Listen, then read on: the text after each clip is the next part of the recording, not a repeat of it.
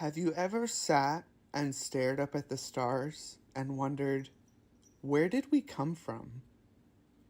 Let's take a journey like no other, not to a place, but to a time.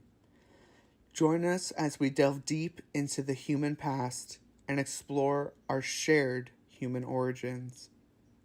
Welcome to the world of paleoanthropology.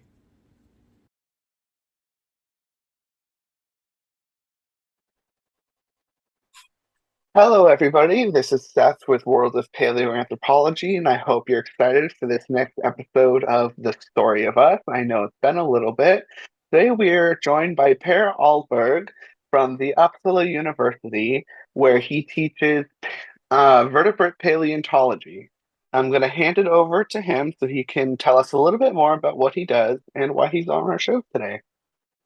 Okay, thanks very much. Some of the viewers might be a bit puzzled to see me on this show because honestly, my kind of day job really is working on early vertebrates. My normal kind of playground is the time frame about 400 to 350 million years ago, and I look at things like the move of vertebrates out of water onto the land, which is fun and profitable. But what brings me onto here? So the reason why I kind of stumbled into a strange corner of paleoanthropology is that I got involved some years ago now, getting on for 10 years ago, with a project that had been initiated by some colleagues from Poland who had, and these are people who are really footprint specialists, looking at all sorts of footprints, all sorts of ages, and they had stumbled on what appeared to be early hominin footprints, in other words. And by the way, I know that different people are using the term hominin in slightly different ways. As I'm using it now,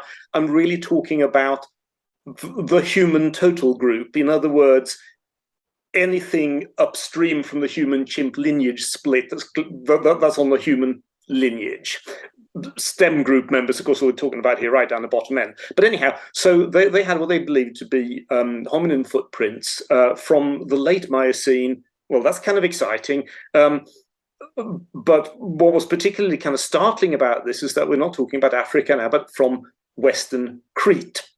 I can, in fact, put on an image. Let me see one moment. That would be perfect. Okay, I should shrink suitably into the background, and you should now all see an image, blue background, and it'll say the Trachilos footprints. It'll say, and I'll have some pictures.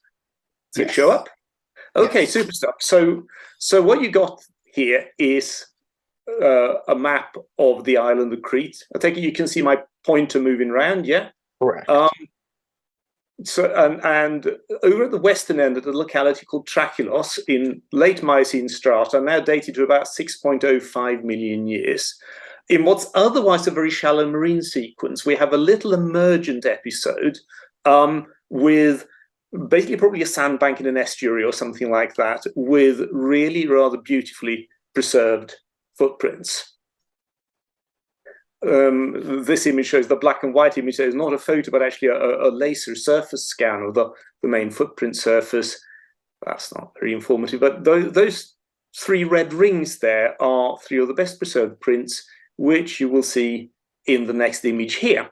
And in each case here, you've got photo on the left, scan image in the middle, and a color-coded interpretive scan image on the right.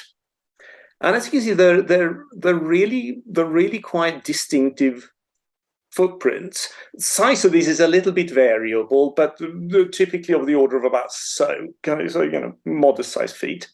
What's very interesting about them is that, I should say, by the way, so I got drawn into looking at this stuff, and I could only concur that yes, they do indeed look very human-like. But what's interesting about them is that they're not entirely human-like. So here is one of the best preserved ones. You can see, by the way, it's really, really beautifully preserved print of very sharp little expulsion rims. This is on a sand surface that evidently dried not that long after the print was made. And you have these sort of pull-up features left by where the foot sort of adhered to the surface before it was pulled off. Big toe there, obviously, and some of the other toes there. Now, look at this. So this is a human foot, and by the way, as I'm sure the viewers appreciate, human feet have a really distinctive, really kind of unique morphology among like everything. No other vertebrate has ever developed feet that look quite like ours, which of course is quite interesting then in terms of understanding their evolution, but also neat in terms of the distinctiveness of fossil human or near human footprints.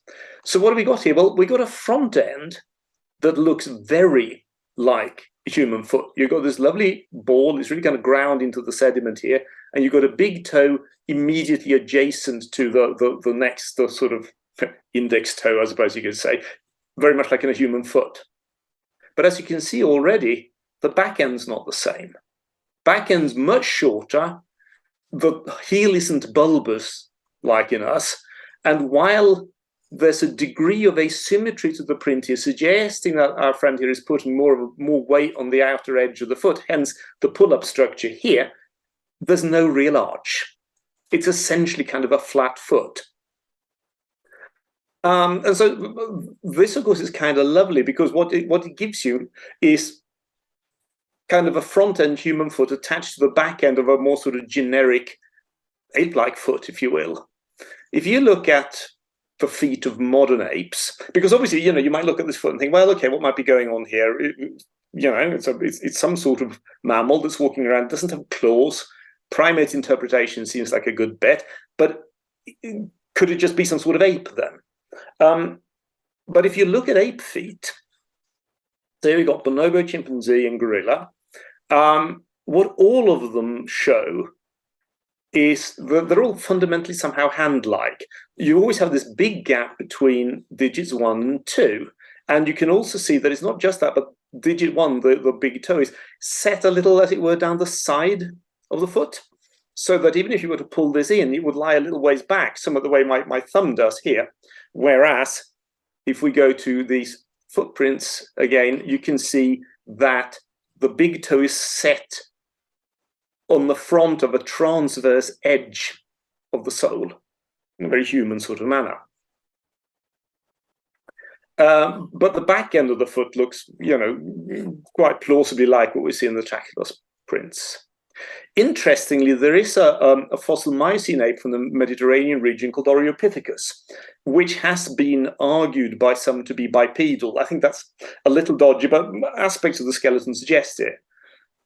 But it still had ape feet. You got this is the foot skeleton of Oreopithecus you see here, and the big toe, this is as preserved in the rock, and the big toe flares widely out from the other toes, so plainly it's doing a kind of apey thing, in fact, in an almost exaggerated way.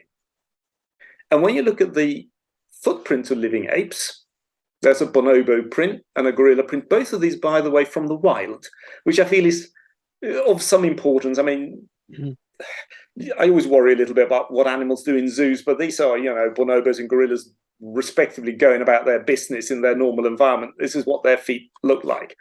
And you can see immediately that you have this very wide spacing of the big toe print and the index finger, if you like, index toe print, and then the other little toes curling around. So completely different to what we see in the Trachilos prints, where 1 and 2 are always tightly together.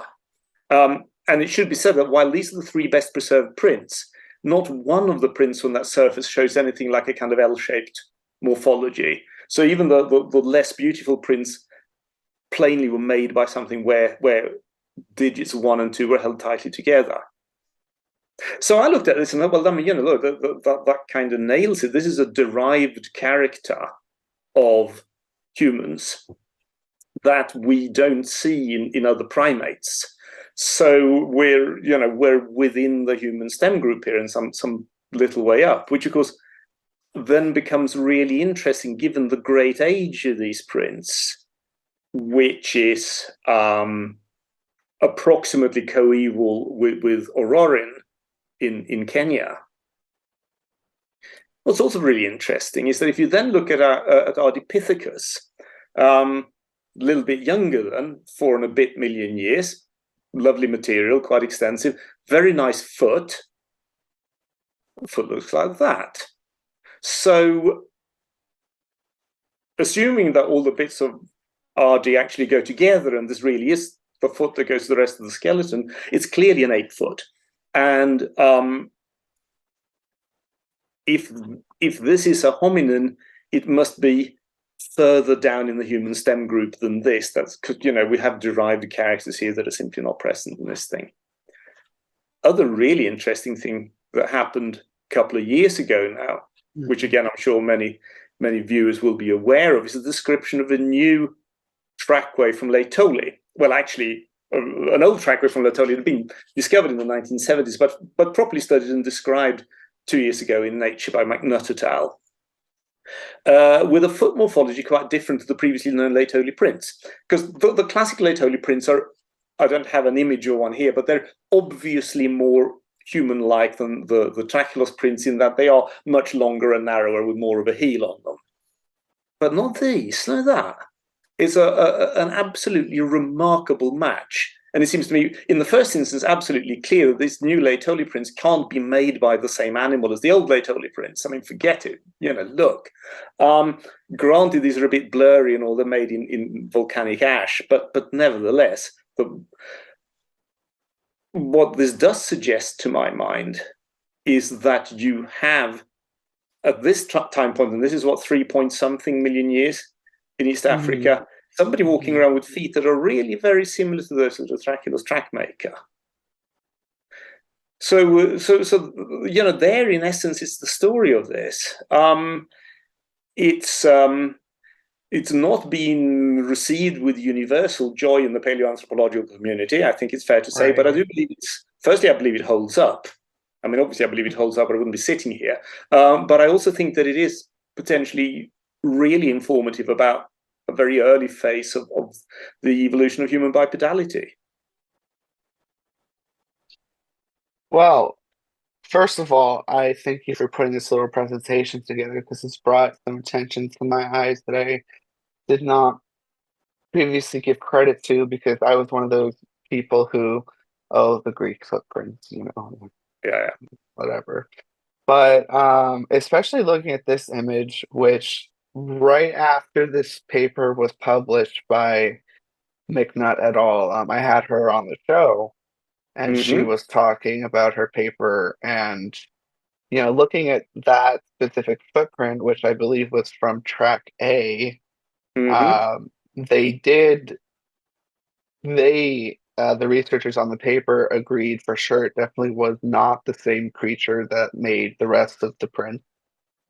Yeah, I think that's absolutely clear. I mean, I know that opinions diverge about that in the community. I've had some discussions with some people who are wanting to argue that, all the Laetoli tracks are made by the same taxon and that it's all just, preservational differences. But I think this is nonsense. I mean, I cannot see how the feet that made the classic Laetoli tracks would also make those. It just kind of, Right.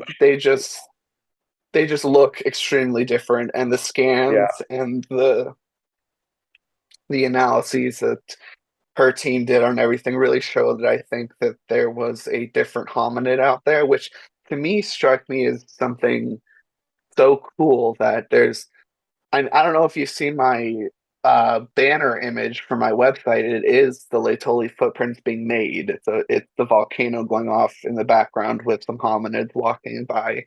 And one thing that just always gets me is, so there were some afarensis standing there. We know they're afarensis pretty much. Yeah. And they're looking across, and they're standing there is something else. Yeah. And it could have looked back, and they could have made eye contact. And these two different hominins that, because 20 years ago, people were saying hominins couldn't live linearly, and not linearly, they couldn't live bilinearly. Yeah, but I mean, I think I feel that, firstly, I absolutely agree with what you're saying there, and I also think that there's another point about this that one needs to think about.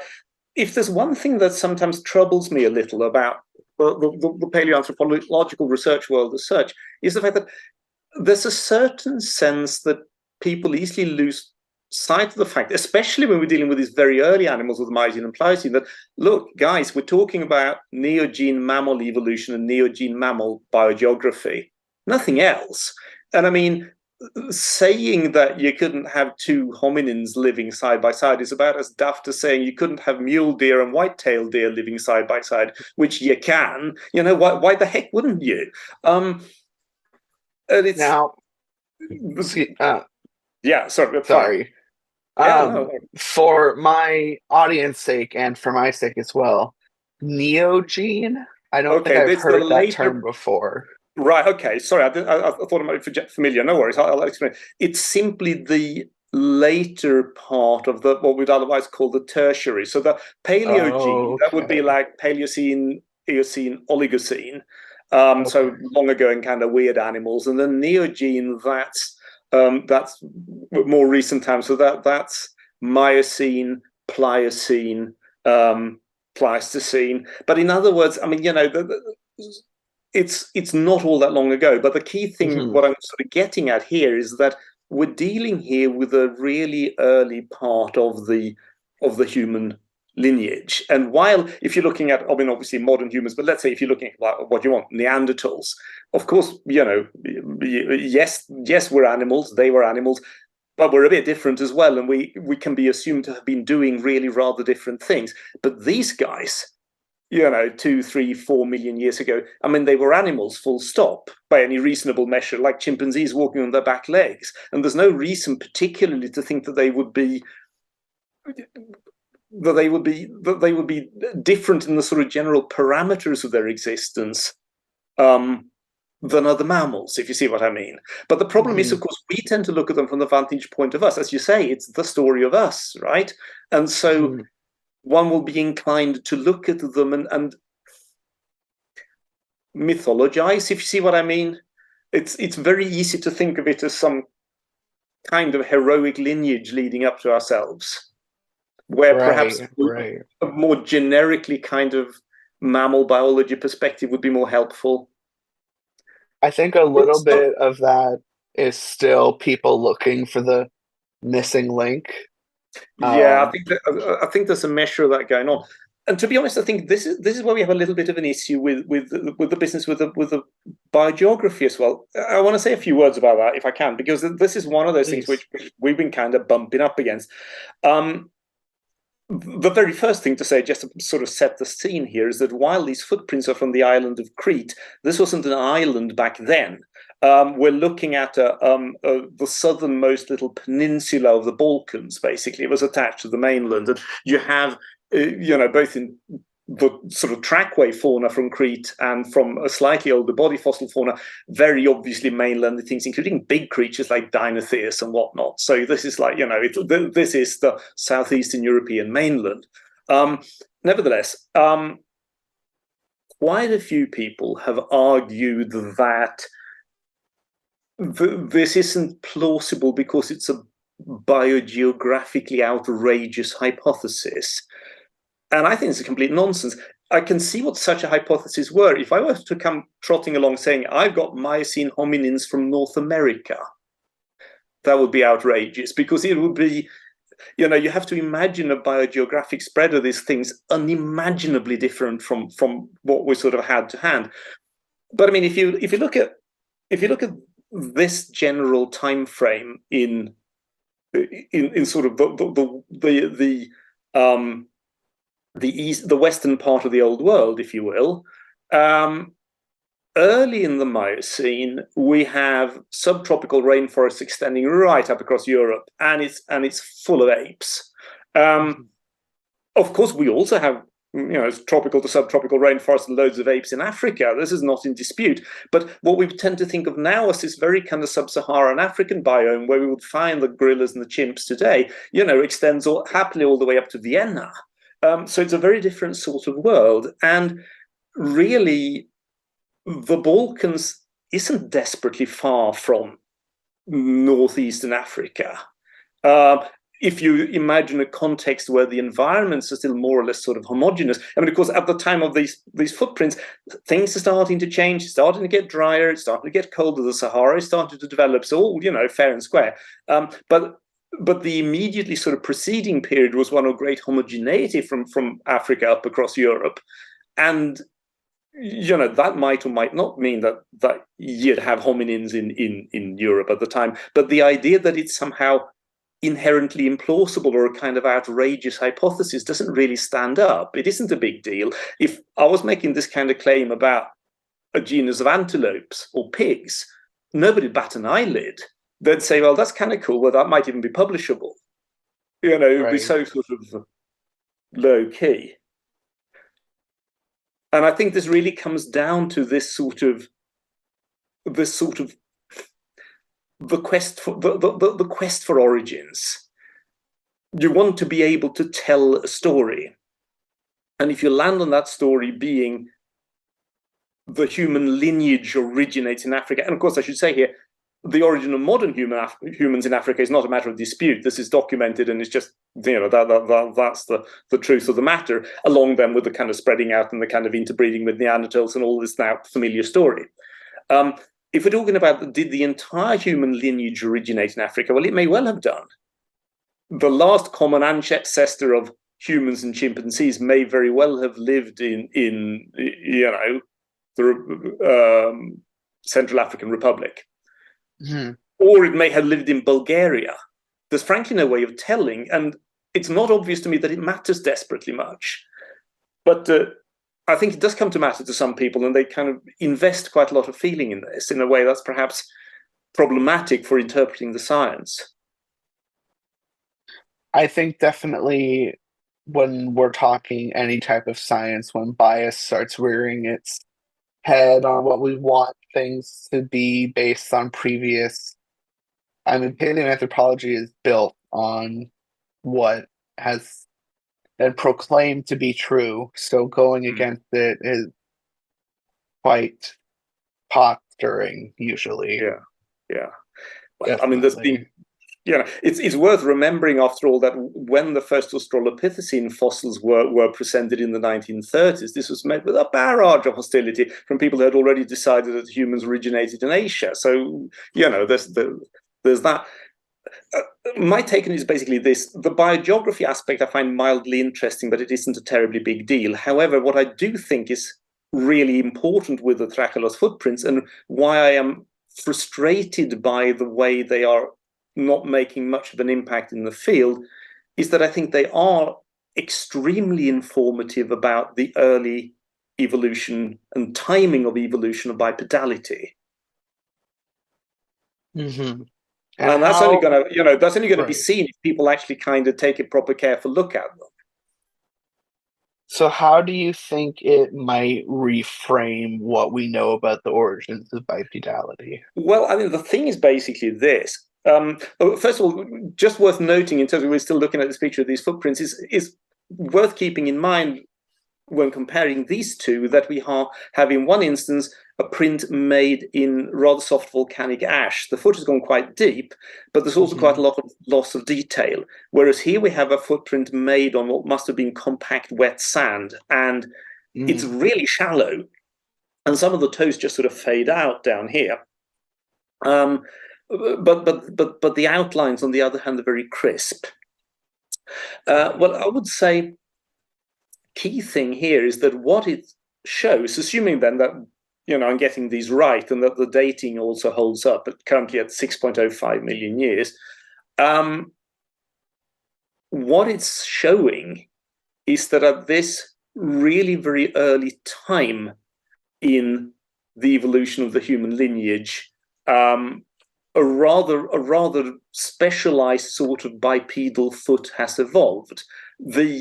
Of course, this big toe may well be rather more mobile than in us, and closer study of the footprints may settle that matter. But already what you can see is that it is attached to the distal margin of a coherent sole rather than coming off of the side of the sole. And so its gripping ability will certainly be greatly reduced compared to a chimp or gorilla foot.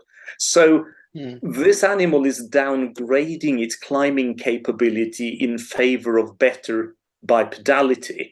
So that's the first thing it says. Second thing it says is that we do this initially by, the first thing that happens is that you modify the front end of the foot.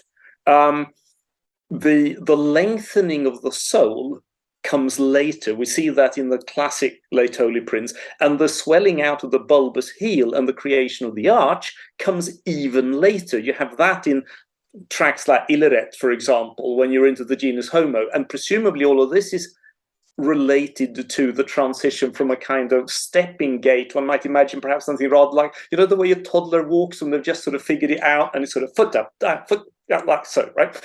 From that towards gradually the sort of rangy, rocking foot, striding gait that eventually becomes so characteristic of modern humans, and which presumably by the time you get to something like Homo ergaster, that's fully developed. Because if you look at look at Narikotomo boy, you've got this sort of ape-man head set on top of what looks like, for all the world, like an entirely modern body with great long legs and everything.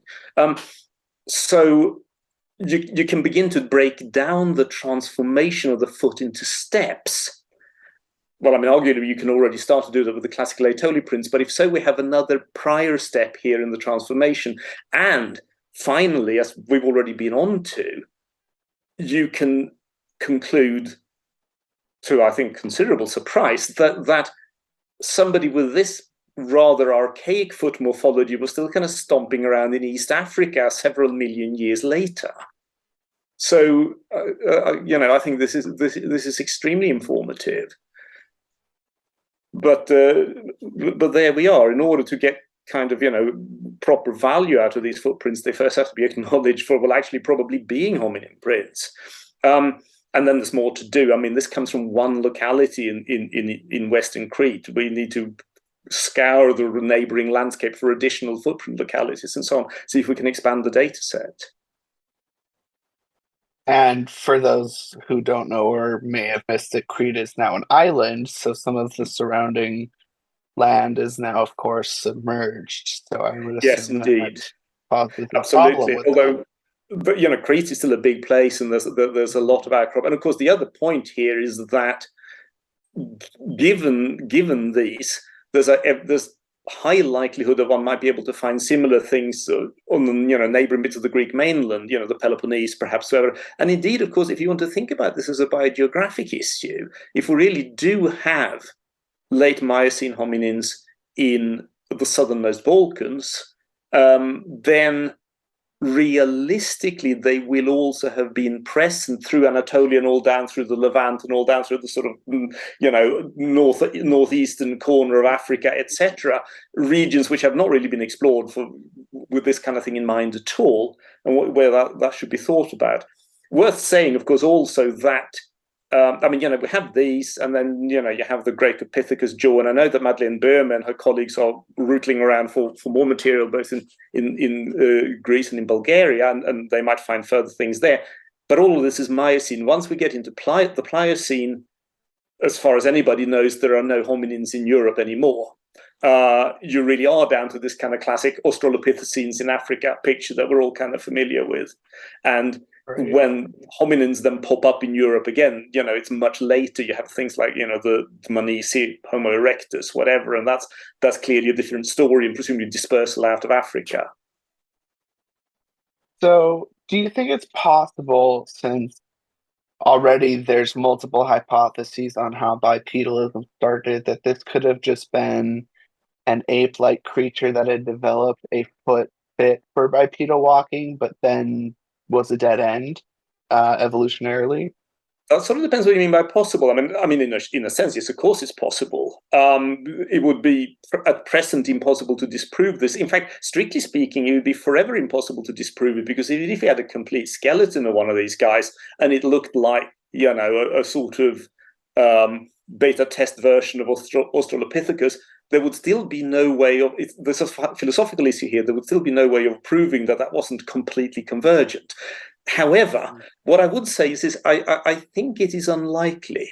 And my reason for saying that it is unlikely is that it shows the specific derived characters for bipedality that we see in in undisputed members of the human lineage from the sort of Laetoli tracks up to modern people. These are the exact same features. Now, that's not to, and it's not the only way that you can walk bipedally. Indeed, in particular, if Oreopithecus actually holds up as a bipedal primate, it's a stem group ape by all accounts. It demonstrates that you could be a perfectly good bipedalist with a foot that looks like this. Again, Ardipithecus would seem to point in the same direction. So, given that, it feels like it's kind of a long shot to say that this would be convergent on that, and you'd have to ask yourself, well, why would it be? What is the positive evidence to suggest that it would be convergent? And I don't really think there is any good positive evidence. So on that sort of parsimony basis, I would reject the convergence hypothesis. But obviously, without by that saying it is disproven, because I can't disprove it, but just to say it doesn't really seem like a fruitful way to go. A better hypothesis would be that this simply is what it looks like. And, once you just look at it, it definitely looks like a human-like footprint, as you were talking about towards the beginning of the presentation, which brings up what I have seen online in a few arguments. Of course, there's the idea that these are natural phenomenon that aren't prints. What are your thoughts on that? Yeah, well, what can I say? The people who are co-authors on this, and all of whom have studied the specimens in the field, between them have more than 400 publications on fossil footprints. How likely do you think that is? It's, this is where things start getting a little bit insulting. But to be more specific than that, if you can see my cursor moving, it's an expulsion rim. It is caused by an object being squashed into the sediment and sediment kind of squishing out. If I go back to the, let's see, yeah, that'll do. It's a bit small. But again, here, a bold expulsion rim. This also, let me take the numbers off. You can't see it clearly, but there is, in fact, when you have a higher resolution version of this photo, there's a little toenail drag up here, and here you have the entire run of toes. A critique to say that these are just natural phenomena, that these aren't footprints at all, is not a plausible critique, and frankly not one that deserves a response from people who are specialists in this field.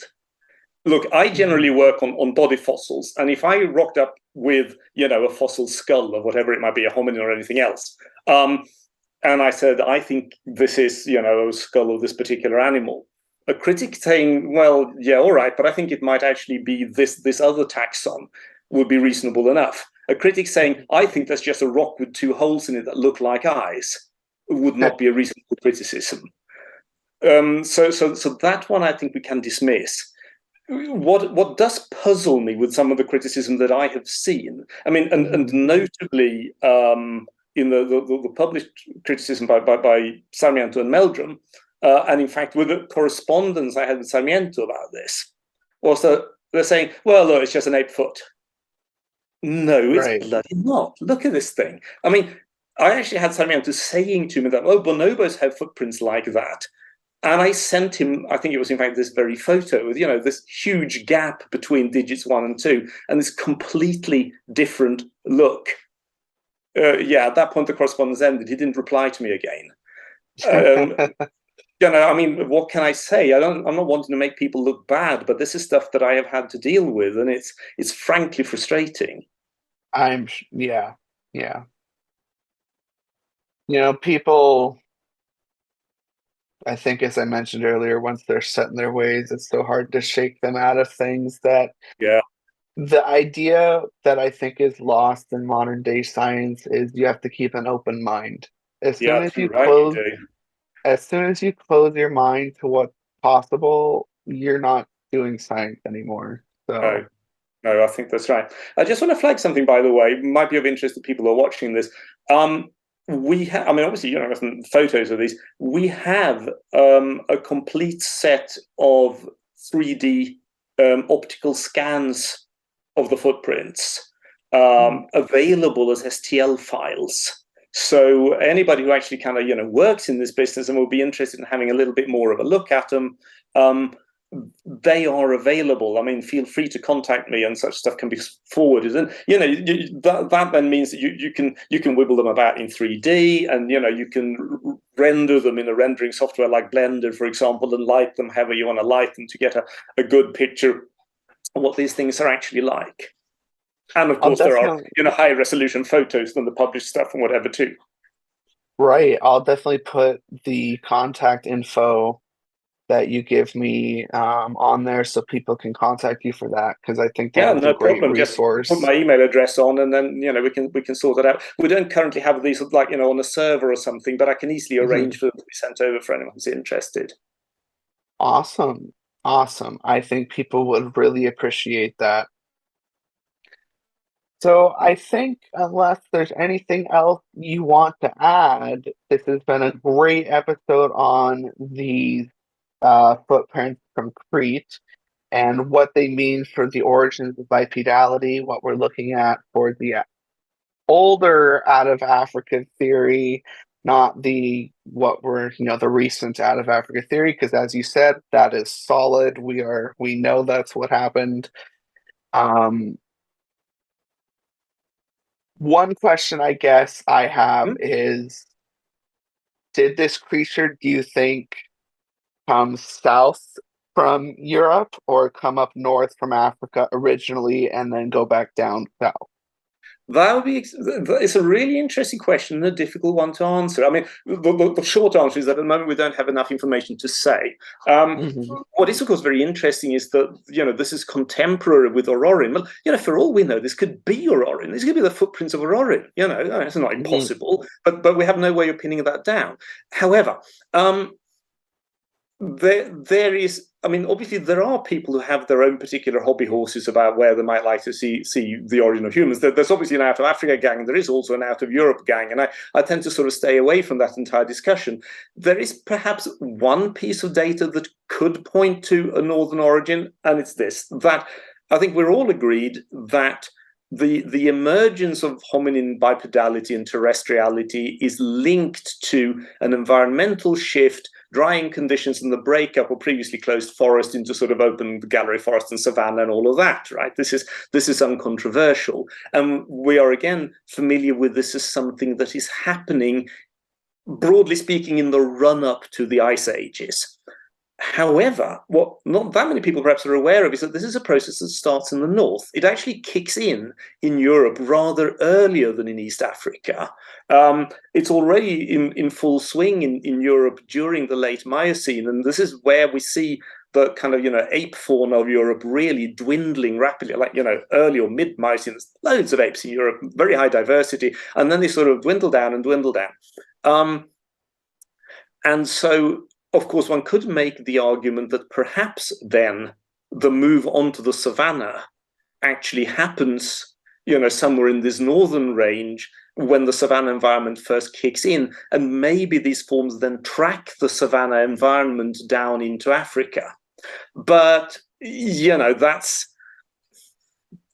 it's an intriguing thought, but by no means conclusive. And I'm entirely open to you know, an African location for the human chimp split. At the moment, I really don't think we can tell one way or another. What is clear, however, is that, you know, while there have been apes in what is now sub-Saharan Africa all along, and that was always a nice, friendly environment for apes, the ape-friendly part of this region of the world used to be much bigger and extending much further north.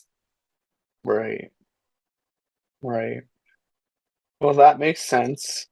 You know, the world is a drastically changing place, as we're seeing right now during the sixth great extinction. So, yep. Yes, indeed. Major priority for now is to just somehow keep the apes that we still have. I mean, you know, there's all sorts of things you don't want to go extinct, but I think the extinction of any of the great apes would be about as great a as great a tragedy as we could have, really, both for their own sake and in terms of us understanding where we belong among the animals. I fully believe that, and that is why I am unabashedly going to say I am a charity giver to all four great apes. So I think everyone should spend a little time or volunteering if they can't afford to give to groups working to help these apes survive, because the world we've created is not fit for them right now. No, totally agree. Well said. And with that, I think we will call an end to this interview unless there's anything else you wanted to add. No, I don't think so. Well, thank you very much for having me on. It's been a pleasure and really very enjoyable and very interesting. It was wonderful, and I want to thank you so much for coming on and taking my invitation. And I just want to remind everyone that I will put contact details at the bottom of the description so you can get those files and see the pictures in high detail and do pretty much what you need with the 3D files. If you have a printer, you can even print them. So that's where we'll leave it. I hope everyone has a great rest of the weekend, whenever you watch this. Have a great time.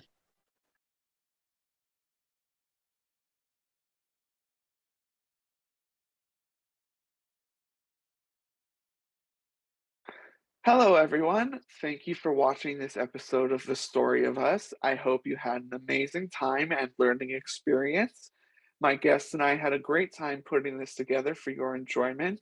I hope that you learned something and that there's always more to learn. If you would like to watch our previous episodes, please view them on my YouTube channel or my website, which is listed in the description below.